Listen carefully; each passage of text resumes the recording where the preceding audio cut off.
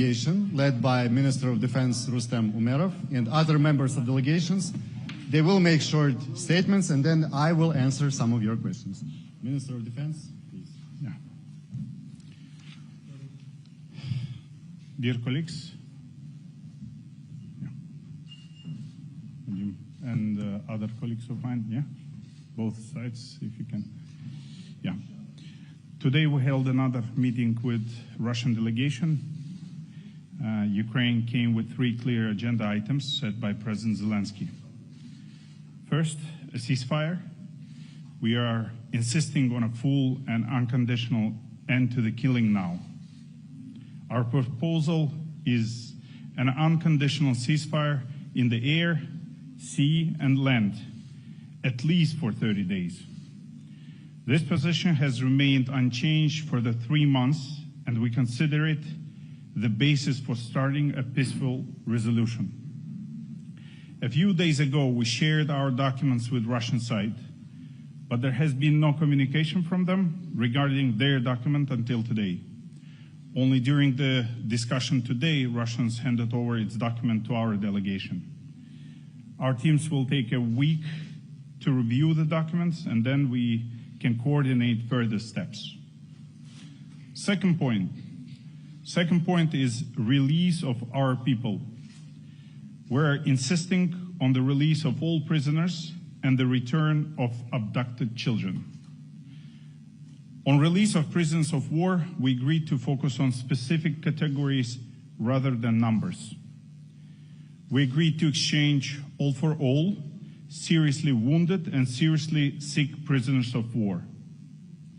Second category is young soldiers who are from 18 to 25 years old, all for all. Also, we agreed to return 6,000 to 6,000 bodies of fallen soldiers. Children. We have provided the other side with a list of several hundred Ukrainian children who were deported to Russia. This matter is a fundamental priority for us. If Russia is genuinely committed to the peace process, the return of at least half of the children from this list would be serving as a positive indication. The third point in our agenda is a meeting of leaders. We firmly believe that all key issues can only be solved at the level of leaders. And the leaders' meeting could be with possible involvement of other leaders, such as President of the United States. And we think that further work between delegations makes sense if it is aimed at preparing the leaders' meeting. We propose to Russian side to hold a meeting by the end of this month, from 20th to 30th of June. This is crucial for making progress in negotiations process.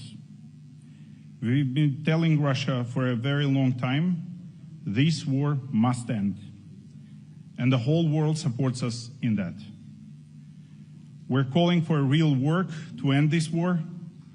The first necessary steps are clear to everyone: a ceasefire, humanitarian actions, and preparation for a leaders' meeting. If Russia is serious about ending the war, it will move forward on this. If not, international sanctions must follow. Thanks to everyone who is standing with us. Thank you, Minister Umerov. And now, Minister, please, Well, good afternoon, everyone. Thank you for your attention to this event. We came here mandated by the President of Ukraine with a clear message of our willingness to sit down and have constructive consultations with our Russian counterpart. As Minister Umerov said, we have offered them our ideas very well long before the meeting of today. We asked them directly if they were ready to react to our proposals that we handed over to them in written form. A while ago, there was no follow-up on the Russian side. As you can understand, we could not react to the Russian proposals because the Russian proposals were only literally given to us during the meeting. Therefore, the Russians themselves suggested that we need to take a serious look at those proposals. Nevertheless, we managed to construct our conversation in a way that we can have tangible humanitarian outcome if our experts will diligently follow on the agreements between the two heads of the delegations. I would like also to note that the Russian side continue to reject the notion of unconditional ceasefire, the very unconditional ceasefire that the American president himself offered a while ago, the very unconditional ceasefire that the U.S. delegation spoke in New York on Thursday and on Friday, the very unconditional ceasefire that our delegation has offered once again. Nevertheless, there was an agreement that the experts will continue to discuss the ideas, including on the ceasefire, that are contained in the papers that the delegations have exchanged. I would like also to remind you that it was the Russian delegation back at the previous meeting that rejected the possibility of the presence of the delegation of the United States, which is very unfortunate given the special role that the United States plays as a country, as an important provider of security. Therefore, we cannot speak about long-term security in Europe, where Ukraine belongs to, without meaningful involvement of the United States and our European partners. As well, when we reach the point of having this ceasefire or a peace deal or whatever we may reach, we need someone who is capable and skillful and equipped enough to monitor the ceasefire and the peace deal. And apparently it is the very United States that has the capacities and capabilities to monitor the deal. Thank you. Good afternoon, ladies and gentlemen. Доброго дня, пані і панове. Ми рухаємося вперед. Рухаємося вперед по гуманітарній сфері. Минулого разу ми погодили деякі питання по обміну нашими захисниками нашої батьківщини. На сьогоднішній день ми досягли нового прогресу. Це так звана формула всіх на всіх. Сьогодні ми погодили дві категорії, які будуть підлягати поверненню на батьківщину. Ми погодили механізми, ми визначили попередні терміни саме цього обміну, і попереду нас жде тяжка робота, тому що необхідно буде зробити багато верифікацій, визначити всіх категорій, нікого не втратити, не забути. Через те ми продовжуємо нашу роботу і ми будемо мати успіх. Однозначно. Слава Україні! Ladies and gentlemen, so just summarizing what my colleague said, first of all, I just want once again to reiterate that both meetings in Istanbul happened despite the Russian Federation changed the condition very short before or didn't provide the documents in advance. So you remember last time there was a suggestion from President Zelensky to meet on the level of the leaders. The Russians sent a very different delegation, but Ukraine still was in that negotiations. And this particular time, as my colleague said, we didn't receive the document until the meeting began. And therefore, as Minister said, we couldn't provide the feedback. We need to study that. But once again, I want to reiterate, Ukraine remains to be constructive and committed to peace, and therefore we are here. And the President decided to send delegation despite we didn't understand what agenda and what documents the Russians bring to this particular meeting.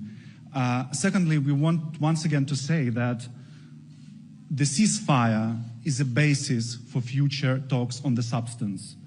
And here is the main difference between Ukrainian and Russian position, because Russia tries to get us into the dialogue on substantive issues like territories, like security guarantees, like sanctions and whatsoever, before we reach the ceasefire. And we say that diplomatic efforts shall be accompanied with ceasefire, because when the weapons are silent, we really can talk. Because while in Ukraine people are being killed every day, it's very hard to discuss territories and security guarantees. And more importantly, as you know, we don't have our partners here in this room. We don't have the United States. We don't have the Europeans. And Ukraine continues to insist. Today, before going here to the meeting with the Russians, we met our partners from Europe, and we will do the meeting with them after, just for them to keep them completely in agenda, as well as the Americans, because we believe it's important to have them in the scope. And the last one about the humanitarian, as my colleague said, we have a good progress here. I just wanted to touch base on what Minister announced as a very important step. Ukraine has passed the list of children to be returned.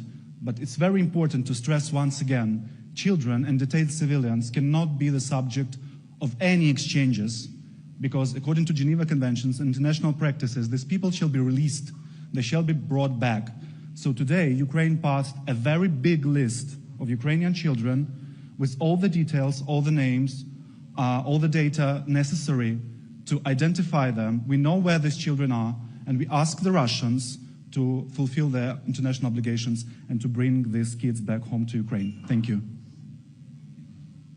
Thank you, members of the delegation. I will stay with the press. We thank you. We'll let you make your further schedule, and I will stay with the press to answer some of the questions you have. So please, let's start with the first row. Man, yeah. Yilmaz Akıncı from Al Jazeera. I would like to ask the next meeting, when it will be happening, as you suggested, 28. What's the Russian answer? Did you plan anything? And second of all, about ceasefire, you keep insisting about ceasefire. Was there any result in the meeting about this? And I have a follow-up question, but just for now. Okay, let's start with these ones. First, on the further process. As you heard the members of the delegation, we need to now look into the Russian document or the proposals they gave us. They presented, and then we will be ready in quite a short time, I think, to elaborate on the further process, because we need to study what's there, how constructive, how flexible this document and its positions are, to understand what's the next progress. Again, we think that further meetings make sense if they are made in the context of preparing a meeting of the leaders, because in Russia, Putin is the person who decides, and you need to have him in the room to actually make decisions on the ceasefire, on other crucial elements, and that's why we see this work as very important. And the second question was on the ceasefire. What's the response? Look, we are ready since March 11th, as you know, for a full ceasefire. This is not our whim, this is not our invention. It's a very logical point that if you want to have real diplomacy, if you want to push forward the peace process, you need to have a ceasefire, because this is a confidence-building measure, so to say. You can have diplomats speak when guns are silent. This is very logical and natural. Unfortunately, Russia keeps rejecting the ceasefire, unconditional ceasefire, and keeps putting forward various demands. This topic was a crucial one for our delegation today on this meeting, because we continue to insist that this is absolutely necessary. As to what are the Russian responses, I think you need to ask the Russian delegation. It would not be appropriate for me to speak for them. So please ask them. I encourage you to ask them what's their obstacles to having a ceasefire. In our view, the ceasefire is the basis for any diplomacy. A follow-up, and then... Both sides escalating there was attacks from Russian side to Kiev, and yesterday there was attack in air bases in Russia. So it's not actually happening on both sides. We categorically reject any attempts to put Russia and Ukraine on the equal footing. First of all, Russia is the aggressor, and Ukraine is a country that is defending itself, and it's important to mention. Secondly, Ukraine only targets legitimate military targets inside Russia. Only legitimate military targets. And all norms of the international law allow Ukraine to do this. When Russia hits Ukraine's residential areas, kills children and civilians, we think this is not comparable. So yeah, we think the war goes on, yes, at this moment, you can all see that, but it's uncomparable, and it's, we think, inappropriate to compare. Let's go to the back rows. Yeah, the man there in the pink tie. Yes, you. Yeah. Maxim from the Financial Times. Just a question about the Russian document. I understand you only received it today, so it's too early for Ukraine to have a reaction, but can you elaborate a little more about what the contents are? We know that Russia has made some pretty consistent demands going back to June last year when Putin set them out, and more recently Lavrov and Medinsky have also put some things forward. Can you give us more of an idea of what the contents of the Russian memorandum are, just the facts of the document? Yeah, Max, you need to understand that I will be very limited in what I can say, because as you said, we just received the document. If we have received it earlier, we would study it, and I would be ready to tell you now, okay, its points are acceptable, not acceptable, or what. What are they? We don't know what they are. We didn't know. Look, Max, we didn't know what they are. But can you tell us what they are? Until few hours ago. Look, because it's a very serious matter, because we're trying to achieve peace here. And it's I cannot improvise, because words matter. And we need to study. We need to look into the document. Can you read it out loud? Your document is public. This is the problem. We just want to know what's in it. We shared our document. We can speak for it. We shared it with the Russian side last week. And moreover, because you all probably read a lot of items of this document already in the press, this is how our world functions, that everything is in the press. But you can clearly see, I think even from these leaks, that our document is very rational, it's logical, it doesn't put forward any demands that are not doable, that are go beyond what is required for the normal peace process. You can clearly see this is a normal document, our document. As to the Russian document, we will need to have a look at it and be sure that we will provide evaluation when we are ready to do that. It would be irresponsible for me to improvise now and give assessments of this document. Again, we will look into it, analyze it, and get back to you with more clear evaluations. Yes. No, sorry, I promised. Yes. Marina Willinger from German public broadcaster ARD. My question would be, could you describe us a little bit about the atmosphere today that has been set up during these conversations? And my second question would be, do you think the future talks will stay here in Istanbul under the role of the Turkish government? And what's your demand from European leaders? Thank you very much. Okay, the first one on the atmosphere. The atmosphere was different in different moments of this meeting. The Ukrainian delegation, when it comes into the room with a Russian delegation, is always ready for any types of statements coming from the Russian side. Believe me, we are prepared. We're not the first day in this business. We've been having talks with the Russians for many years, even before 2022, and we know the type of statements they can voice. What I can tell you for sure is that the Ukrainian delegation was bringing the issue and bringing the discussion back to the topics which are the priority for the Ukrainian delegation, which is the ceasefire, humanitarian confidence-building measures, the return of our prisoners of war, children, and then the meeting of the leaders. Because we think that this is the real points. We can talk for a long time about any, big issues, but in the end, the peace process starts with the basics, and the basics is the ceasefire, humanitarian confidence-building measures, and the meeting of the leaders, which can kick off a real, meaningful, substantial peace process. We think our position is not, is very logical. It's very natural and logical. On what the second one was, the platform. Look, we never had any problems with any platforms. The Ukrainian side has always been very clear that we are ready to meet in Turkey, in the Holy See, in Switzerland. So there are many platforms. We don't have problems with the platforms. Unfortunately, it's the Russian side that wants to, pick platforms, dates, and so on and so forth. Our delegation came here because we are committed to peace, because we will never allow anyone to accuse us that we are an obstacle to peace. We are not, and we use every opportunity, however small, to advance the process. As to the European leaders and what we expect unity in Europe, and we expect strengths. This is why, for example, Minister Sibiha was taking part in EU Foreign Ministers' Council recently. He was talking with his foreign minister's colleague. And President Zelensky, by the way, today, takes part in important formats with the European leaders. We insist that the pressure on Russia must be maintained and strengthened even as the diplomatic and peace process goes on. We think it does not contradict each other. Actually, pressure helps.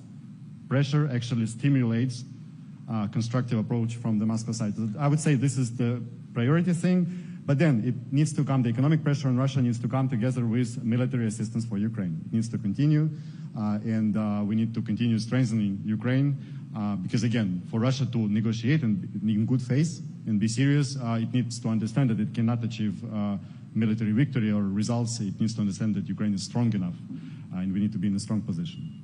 Yes, let's go to the left side, you, and then behind. But first, the second row.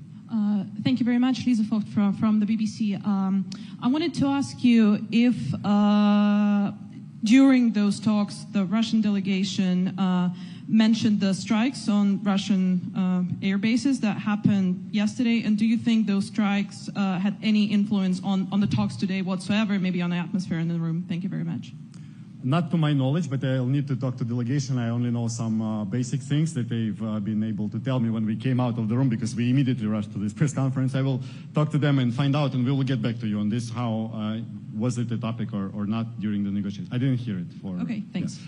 But regarding the context, I mean, the war goes on, and I can only reiterate that first, Ukraine targets legitimate military targets in Russia, and secondly, Ukraine agreed to a ceasefire on March 11. And if Russia agreed to a ceasefire, I guess the planes would be intact right now. Please, your colleague. Thank you very much from China's Xinhua News Agency. What do you think is today's biggest breakthrough for today's talk? Could you tell us the biggest breakthrough for today? Secondly is, could you tell us the details of the prisoners exchange for second time? Could you confirm the details of the prisoner exchange with Russia the second time? Okay, thank you for bringing the discussion back to constructive and positive mood. The greatest outcome we think today is, again, on the humanitarian issues, the same way as it was last time on May 16th on the meeting in Istanbul, and the return of our people. So delegations, as you heard previously, the members of the delegation, they agreed to exchange all for all certain categories of prisoners of war, which are severely sick, severely wounded prisoners of war. Also the young soldiers, 18 to 25 years, the youth that needs to be home, not in captivity. And the return of the bodies of the fallen soldiers to let their relatives commemorate their loved ones. So we think these humanitarian issues are very important for us. For Ukraine, there is, I'd say, no greater value than human lives. And if a meeting lets us bring back some people, any number, then we think it's a success. It's already a success. It's already worth it. And it was the case back then when we agreed 1,000 for 1,000, and it's the case now. Why we focused on specific categories, not figures, this is important. All for all principles inside these categories. But this is important because we can release those who need this the most. And we think it's already a success. Yeah. But you will also release the prisoners of Russia, right? So it's yeah, like of course. We're also talking, like the exchange. Yes. Yes, we have the release, which is, yes, of course, we get back our people, they get back their people, of course. So there's no certain figure, number you don't want to mention? The teams will be working to elaborate on a specific number because look, we are talking about a category, yes? There needs to be some work done to find out how many of the people there, and the figures will be made public then. But it will be more than last time? It's hard to tell for me right now because, again, the work needs to be done by the teams to find out the number. And we're not, this time it's not about the numbers, it's about the categories. So all of the prisoners of war who are severely sick and severely wounded need to be exchanged. To the left back there, and yes, to the colleague in, yes. And if some American media is here, because last time some American TV channel said you didn't give us the platform. I want to give you the platform now. So if anyone from the American media, no, not you. But okay, let's start here. Yes. Sorry, you next. Yes, please. You also mentioned that there was some discussion about a leaders' meeting. This obviously seems very unlikely. But how did the Russian side respond to this? Presumably, they want the process to take place and some terms to be agreed on in advance, no? Look, I understand that the Ukrainian side is pretty open in the communication with media, and we tell whatever we are asked for, and that's why I'm standing here and answering all of your questions, whatever they are. And I understand that the Russian side is not that open, and that's why you ask, like, you're not the first one to ask me what the Russian side thinks, what it responds. I cannot speak for them. Like, you need to also understand that I cannot speak for them regarding these issues. I think that they will have a sort of a press conference probably. So try asking them what they think. Our president is ready to meet tomorrow. If Putin said, I'm ready to meet tomorrow, President Zelensky would meet him tomorrow. There is we don't have a problem with that. Unfortunately, the problems are on that side, and you need to ask what the obstacles are. I promised. I know we are short of time. I promised. Yes, please. The last one. Yes. Please, the last one. Yeah. And I'll go. You can ask, actually. I will hear you.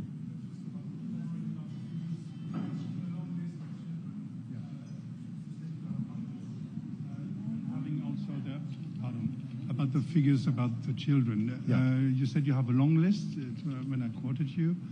Do you have any figures about that? How many? And you said also that you know where they are. So it must be precise.